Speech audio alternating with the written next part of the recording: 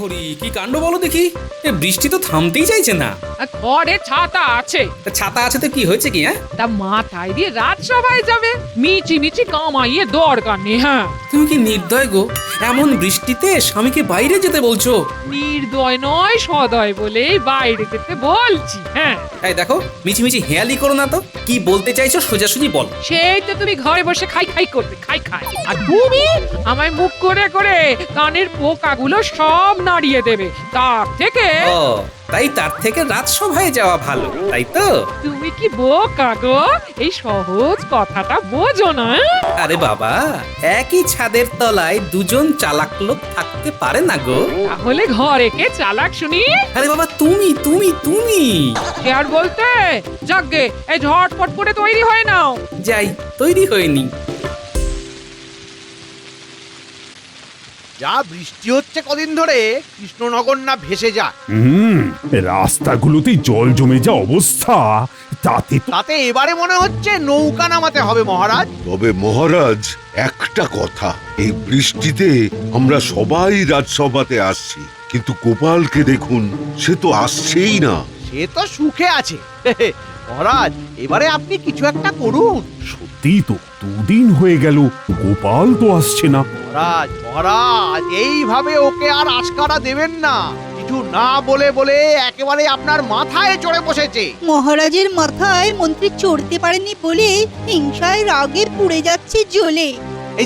এই যে কবি, থামাও তো বাপু, থামাও। তোমার যত আজে বাজে কবিতা, গোপালের সাথে থেকে গেছে পুরো মাথাটা। বাদ দাও তো যত কথা কাটাকাটি। মহারাজ ভাবুন, গোপালকে কিভাবে সাজতা করবেন এবারটি। না, এইবার আর আমি সহ্য করব না, জব্দ ওকে করবই আমি। কিভাবে করবেন ওকে জব্দ শুনি? কিছু না কিছু ভাবে এড়িয়ে যাবে, এটা তো আমি ঠিকই জানি। গোপাল হলো সুচতুর, তাকে জব্দ করা সোজা নয়। জব্দ করার ফন্দি আটা, তাই মিছি মিছি সময়ের অপচয়। ওকে জব্দ করব বুদ্ধি বলে, তারপর অবাক হবে রাজসভার তোমরা সকলে। দেখা যাক গোপাল কবে বা কখন আসে।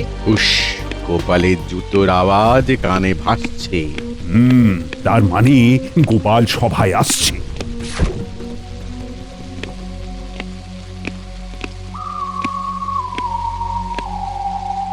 কি ব্যাপার গোপাল, সভায় মিছিমিছি এলে কেন? হ্যাঁ, এই বৃষ্টিতে গরম গরম মাছ ভাজা আর খিচুড়ি খেয়ে ঘুমিয়ে পড়লেই তো পারতে। আমার সাথে মাছ ধরতে যাওয়ার জন্য আপনাকে তো পেলাম না, সেই জন্য মাছ ভাজা খাওয়াও হয়নি। এই ফালতু কথা ছাড়ো তো গোপাল, এই দুদিন আসুনি কেন বলো? আগে এই 2 দিন না, ওই ছাতা খুঁজে পাচ্ছিলাম না মহারাজ। কি, এটা কোনো না আসার কারণ? কি বাজে অজুহাত রে বাবা। মহারাজ, গোপালকে সভা থেকে বার করে দিন। আগে হ্যাঁ মহারাজ, মনে আসার ব্যাপক ইচ্ছে থাকলেও ছাতা না পাওয়ায় আসা হয়নি। আরে বাবা, বৃষ্টিটা যখন একটুখানির জন্য হলেও বন্ধ ছিল, তখন তো গামছা মাথায় দিয়ে আসতেই পারতে। সাথে কখানা মাছও পেয়ে যেতে। কি বোকা রে বাবা গোপালটা। হ্যাঁ গোপাল, তুমি এতদিন চালাকির পরিচয় দিলেও আজকে কিন্তু তোমায় আর বোকা না বলে পাচ্ছি না। মহারাজ, গামছা নিয়ে বেরিয়েও তো লাভ হতো না, কারণ এই যা বৃষ্টি, তাতে ভেজা গামছা সহজে শুকতোই না। আহ, কি বোকার মতো আজে বাজে অজুহাত দিচ্ছ গোপাল, কেন এমন বোকামি করছো? মহারাজ মহারাজ, আপনি মিছি মিছি এতদিন গোপালকে চতুর বলে এসেছেন। বেশ মহারাজ, আমি সত্যিই চতুর কিনা তার জন্য তাহলে পরীক্ষা হয়ে যাক। ব্যাস, এবার তাহলে শেষ অপেক্ষা। গোপালকে জব্দ করব, নিয়ে ওর বুদ্ধির পরীক্ষা। বলুন মহারাজ, কিভাবে আর কবে দেব বুদ্ধির পরীক্ষা? বাবা, আমি এখন এই মুহূর্তে তোমায় কিছু প্রশ্ন করব, তার যথাযথ উত্তর পেয়ে গেলেই আমি তোমায় চালাক বলে ভেবে নেব। বেশ মহারাজ, করুন প্রশ্ন। আচ্ছা গোপাল, বলো তো বাবা, আমার হাতের তালুতে লোম নেই কেন? বলো বলো গোপাল, গোপাল তুমি বলো। কি প্রশ্ন? গোপাল কিভাবে দেবে এর উত্তর? ওদিকে বাইরে বৃষ্টি পড়ছে নিরন্তর। দুত্তা, বাবা কবি, তুমি থামো তো। হাতের তালু তো নীলমি হয়, এর উত্তর তাহলে কি দিই? এই যে দেখো দেখো দেখো, আমার হাতের 2 তালু দেখো না। মহারাজ, আপনার ওই 2 হাতের তালুতে হ্যাঁ বলো বলো বলো। আসলে মহারাজ আপনি ওই চারিদিকে প্রচুর দান ধ্যান করেন যার ফলে আপনার দুই হাতের ঘর্ষণে মহারাজকে হাত ঘষতে আমি তো দেখিনি কোনোদিন। আসলে অনিচ্ছা সত্ত্বেও দেন তো, তাই হাত ঘষে। এই তুমি কি বলতে চাইছো গোপাল? স্পষ্ট করে বলো তো। আপনার প্রচুর দান ধ্যানের জন্যে এতবার যেহেতু ওই দুই হাতের ঘর্ষণ হয়। আচ্ছা, তাহলে গোপাল তুমি তো আমার মতো এত দান ধ্যান করো না, তাহলে তোমারই বা নেই কেন? গোপাল হয়েছে জব্দ, তাই মুখে নেই টু শব্দ। একের পর এক প্রশ্ন, কেমন লাগছে উদ্বিগ্ন। ব্যাস আবার এমন প্রশ্ন, তাতে ঘাবড়ালে হবে না। বলো বলো গোপাল, দেখি তুমি কেমন দিক পাও।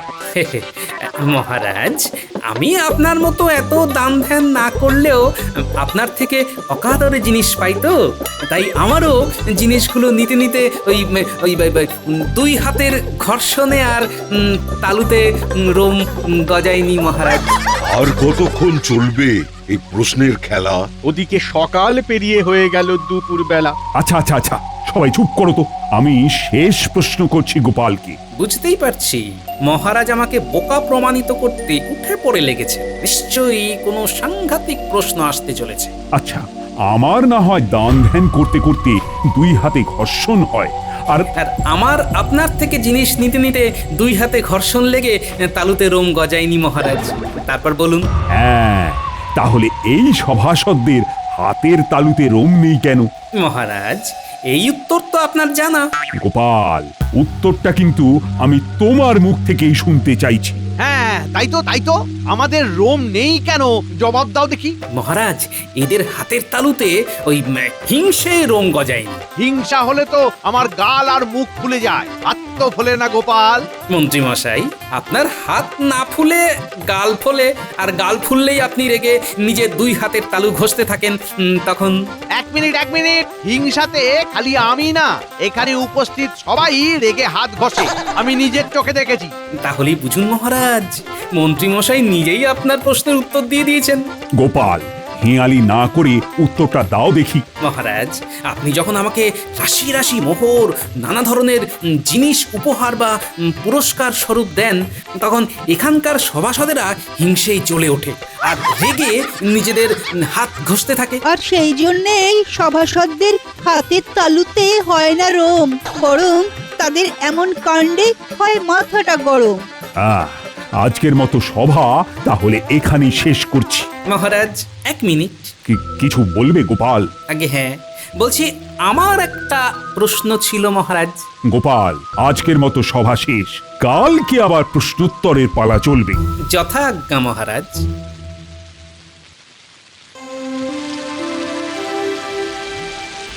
একে বর্ষাকাল, চারিদিকে রোদের আকাল, তার মধ্যে জব্দ হবে গোপাল। কি বলে পোড়া কপাল। আরে গিন্নি, কোথায় আমার জন্য গান গাইবে তা না। গাইছি শোনো, তুমি আমার গিন্নি, দারুণ রাধসিন্নি। বুঝেছি আমি সব, আর করো না বাড়াবাড়ি, খেতে এসো তাড়াতাড়ি।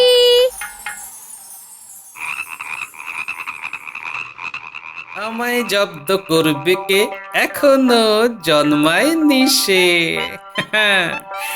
আমি মানুষ বড় ভালো, করব না মুখ কালো। বাবা, বলি নিজের নাম গান করছো কেন? এটাকে নাম গান না গিন্নি, নিজের জয়গান বলে। এমনটা করতাম না, কিন্তু কিন্তু কি? আজকে সভায় মহারাজ আমায় বোকা প্রমাণ করতে উঠে পড়ে লেগেছিলেন জানো। সে কি গো, উনি যে তোমায় বড্ড ভালোবাসে না? তাহলে সেইটাই তো, তবে আমি হেরে যাইনি। কালকেও এক প্রশ্নোত্তর খেলা আছে। তুমি হারবে না, আমি পুরোপুরি বিশ্বাস করি। বলছো? হ্যাঁ, এই বলি রাত হলো, এখন খেতে এসো।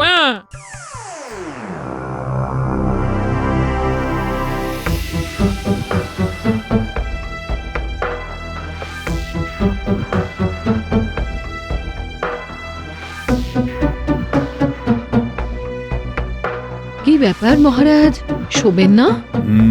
চিন্তা হচ্ছে রানী, চিন্তা। কেন মহারাজ? ভাবছি গোপালকে বোকা প্রমাণ করার পরিকল্পনাটা ঠিক হলো কিনা। পরিকল্পনা যখন করে ফেলেছেন, ভেবে আর কি লাভ? ও বলছো? হ্যাঁ, ফলাফল যা হবে তাই মেনে নেবেন মহারাজ। কালকেও এক প্রস্থ খেলা হবে। আপনি তো বলেন পরিস্থিতিকে মানিয়ে নেওয়াই শ্রেয়, তাই এত ভাববেন না মহারাজ, শুয়ে পড়ুন।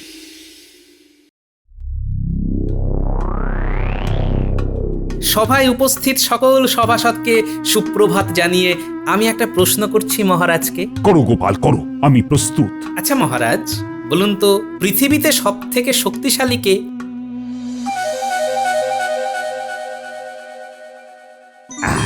চলো আমার সাথে বাইরে চলো, তোমায় দেখাচ্ছি পৃথিবীর শক্তিশালী বস্তুটিকে। চলুন চলুন। চলুন।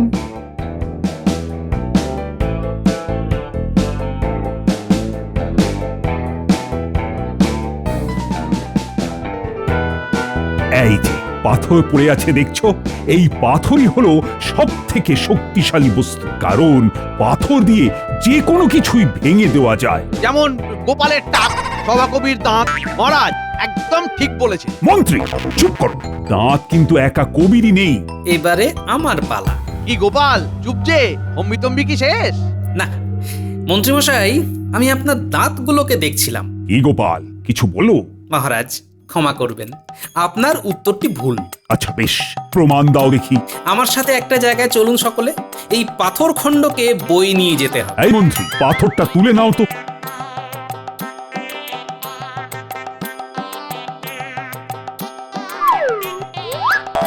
ও মহারাজ, পাথরটা কি ভারী! উড়ি বাবারে! মন্ত্রীমশাই, আমার থেকে কম ভারী, ঠিক বইতে পারবেন। উড়ি উড়ি বাবারে!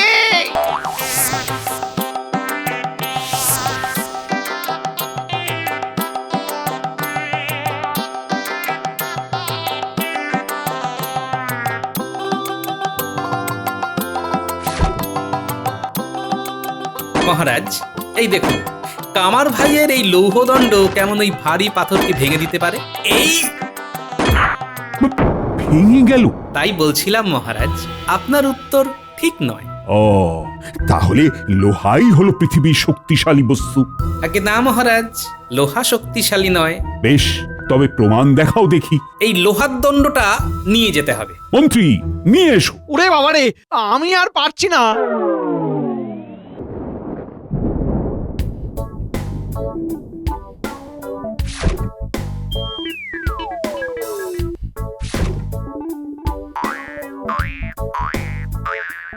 মহারাজ এই দেখুন, আমি আগুন জ্বালছি, আর আগুন কিভাবে এই লোহাকে গলিয়ে দেয় তা নিজের চোখে দেখুন।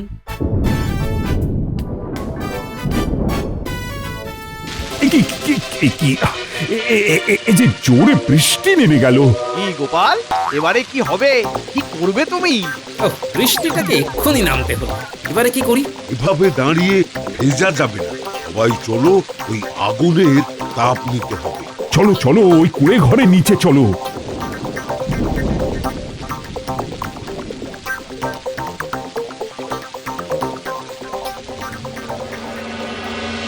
একটু আগুন জ্বালতে পোড়াবে কি? চিন্তা নেই, এই লোহাই পোড়াচ্ছি, তাতে তাপও পাবেন আপনারা, আবার প্রমাণও।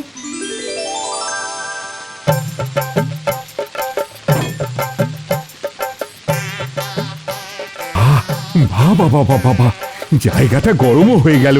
তা হলো ঠিকই, তবে আগুনও কিন্তু সব থেকে শক্তিশালী নয়। আগুনকে তো জল নিভিয়ে দিতে পারে। হ্যাঁ, যেমন সবাই দেখতে পেলেন যে বৃষ্টি জোরে পড়তেই আগুন কেমন নিভে গেল। তাহলে জলই হলো সব থেকে শক্তিশালী। আগে না মহারাজ, কেন শুনি? জলকে ধারণ করে মেঘ। যেমন দেখুন, এই যে জোরে বৃষ্টি হচ্ছে, তা কিন্তু ওই ঘন কালো মেঘের জোরেই হচ্ছে। তাহলে মেঘই হলো সব থেকে শক্তিশালী। আগে না মহারাজ, বাতাস মেঘকে সরিয়ে দিতে পারে। অনেক সময় দেখবেন আকাশে কালো মেঘের দেখা পাওয়া গেলেও বৃষ্টি কিন্তু হয় না, কারণ বাতাস এসে মেঘকে সরিয়ে দেয়, তাই। তাহলে বাতাসই হলো পৃথিবীর ভেতরে সর্বাপেক্ষা শক্তিশালী। আগে না মহারাজ। এই গোপাল, এবারে বেশি বেশি হচ্ছে। মহারাজ যাই বলছেন তাই তুমি ভুল বলছো। বৈদ্যমশাই, আমি কিন্তু উপযুক্ত প্রমাণও দিয়ে দিচ্ছি। মহারাজ, আপনি গোপালের এইসব ভুলভাল কথা ছাড়ুন তো। আমি ভুলভাল বলি না মন্ত্রীমশাই। একবার যখন এতটা এগিয়েছি, তখন হাল তো আমি ছাড়বো না। আমি প্রমাণ দিতে রাজি আছি মহারাজ। দাও দাও, প্রমাণ দাও।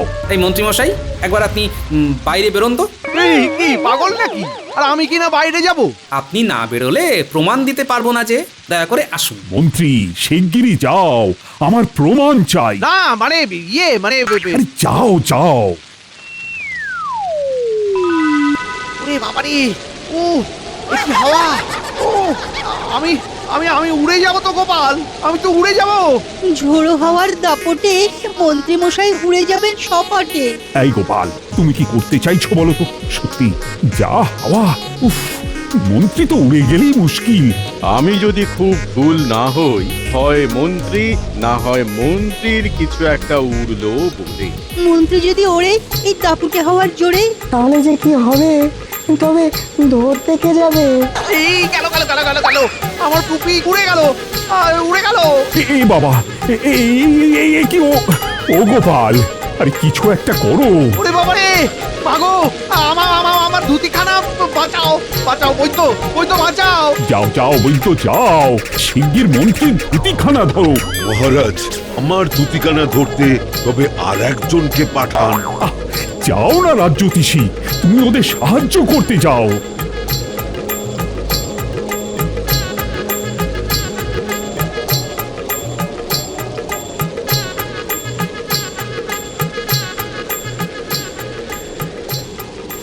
মহারাজ, মহারাজ, আপনি গোপালকে শাস্তি দিন, আজকে ভয়ানক কিছু একটা হয়ে যেত।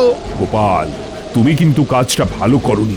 এমন কাজ করে কি প্রমাণ করতে চাইলে শুনি? ক্ষমা করবেন, এবারে বলি আপনাদেরকে কি বোঝাতে চেয়েছি। বেশ, বোঝাও দেখি। আপনারা দেখলেন যে ঝোড়ো হাওয়ার দাপটে মন্ত্রীমশাইয়ের কি হাল হচ্ছিল। হ্যাঁ, প্রকৃতির কাছে আমরা অসহায়। সেই জন্যই তো বলেছিলাম যে বাতাসই হলো সব থেকে শক্তিশালী। আগে না, এখানে একটা বোঝার ব্যাপার আছে মহারাজ। আহ, এখানে আবার কি বোঝার আছে গোপাল? তুমি স্বীকার করে নাও যে তুমি হেরে গেছো। মহারাজ ঠিক বলেছেন। বাতাস সব থেকে শক্তিশালী নয়, কারণ বাতাসকে মানুষের প্রতিরোধ করার ক্ষমতা আছে। মানে একটু গুছিয়ে বল। হাওয়ার দাপটে মন্ত্রীমশাইয়ের পাগড়ি ধুতির উড়ো অবস্থা হলেও শেষমেশ উড়েছে কি? সে তো বৈদ্য আর জ্যোতিষী সাহায্য করতে গেছিল বলে। আগে মহারাজ, এটাই তো বলতে চাইছি। বৈদ্য আর জ্যোতিষী মন্ত্রীমশাইকে সাহায্য করার জন্যে উনি নিজে বা ওনার ধুতি পাগড়ি ওড়েনি। তাহলে ভাবুন, বাতাসকে মানুষ দমিয়ে রাখতে পারে। হ্যাঁ, তাও তো ঠিক। তবে কি মানুষই পৃথিবীর ভেতরে সব থেকে শক্তিশালী প্রাণী? আগে না মহারাজ, মানুষও ঘুমের কাছে অসহায়।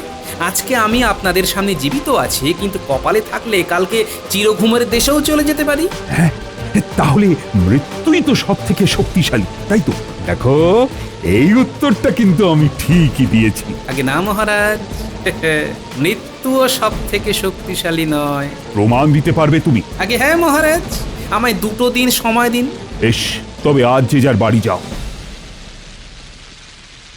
বুঝলে গিন্নি, যা বৃষ্টি পড়ছে তাতে মনে হচ্ছে এবারে বন্যাই হয়ে যাবে। সত্যি বাপু, প্রকৃতির কি খেয়াল, একবার বন্যা তো একবার খরা। কৃষ্ণনগরের যে কি হবে তাই ভাবছি, বুঝলে। গোপাল দাদা, ও গোপাল দাদা, কে রে? কে ডাকে? আমি রাজপেয়াদা। মহারাজ পাঠিয়েছেন, খুব দরকার। কি হয়েছে? হ্যাঁ তুমি একবার শিগগিরই রাজবাড়ি চলো। গিন্নি, আমি একবার রাজবাড়ি যাচ্ছি, বুঝলে। শুনলেই তো কি বিপদ ঘটেছে।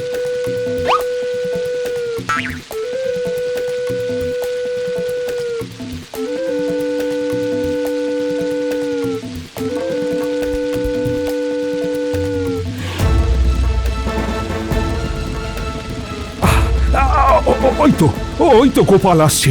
এসেই বা কি করবে? ও কি বৈদ্য যে বুঝবে? আসল বৈদ্য বা তোমার মতো সর্বজ্ঞানীও তো তেমন কিছু করতে পারেনি। তার থেকে গোপালই যা বোঝে করুক।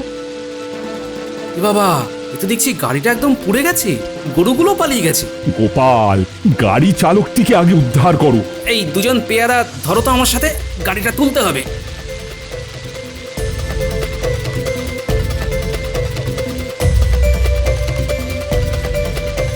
গোপাল দাদা, এই লোকটাকে মাটিতে শুইয়ে দিলাম। হ্যাঁ হ্যাঁ, আমি একবার বুকে কান পেতে দেখি। কি বুঝছো গোপাল, বেঁচে আছে? মহারাজ, লোকটি ক্ষীণভাবে শ্বাস নিচ্ছে। দ্রুত চিকিৎসা শুরু হলে বেঁচে যাবে মহারাজ। বাবা, তো কই মাছের জান। এই বুঝতো, আরে শিগগিরই দেখো। আসলে কি বলুন তো মন্ত্রী মশাই, ভগবান চাইলে যাই হয়ে যাক না কেন, আপনি ঠিক বেঁচে যাবেনই। এই সবাই ভেতরে চলো তো। আর ভিজে লাভ নেই, আজকে আমার এখানে খিচুড়ি আর ইলিশ মাছ ভাজা খেয়ে নাও। সত্যি গোপাল, আজকে তুমি না থাকলে যে কি হতো। মহারাজ, আপনাকে আমি আজকেই বলেছিলাম না যে মৃত্যুর থেকেও শক্তিশালী অন্য কিছু আছে। হ্যাঁ, প্রমাণ দেওয়ার জন্য তুমি তো দুদিন সময়ও চাইলে। সেই প্রমাণটা আমি এখনই দিতে চাই মহারাজ। এক্ষুনি দেবে? আচ্ছা, তাহলে দাও। মহারাজ, এই পৃথিবীতে সব থেকে শক্তিশালী হলো ভগবান। ভগবান? হ্যাঁ মহারাজ, তার প্রত্যক্ষ প্রমাণ হলো আজকের ঘটনাটা। যেভাবে বাসটা পড়েছিল তাতে আপনারা সবাই ভেবেছিলেন চালকটি হয়তো মারাই গেছে। হ্যাঁ, কিন্তু মারা তো যায়নি। সেই জন্যই তো বলছি মহারাজ, ওপরওয়ালা চাননি বলেই সে প্রাণী বেঁচে গেছে, না হলে মারাই যেত। হ্যাঁ গোপাল, আমি মেনে নিলাম, সব থেকে শক্তিশালী হলেন ভগবান। ওনার ওপরে আর কেউ নেই মহারাজ, উনিই সব। গোপাল, তোমাকে বোকা প্রমাণিত করতে চেয়ে আমি অনেক হেনস্থা করেছি, কিন্তু আজ আমি অকপটে বলছি, তুমি আমার আদর্শ সভাসদ। তুমি আজ আবার নতুন করে আমার চোখ খুলে দিয়েছো। রাখে হরি মারে কে? কৃষ্ণনগরের সেরা গোপাল ভাঁড় ছাড়া আবার কে?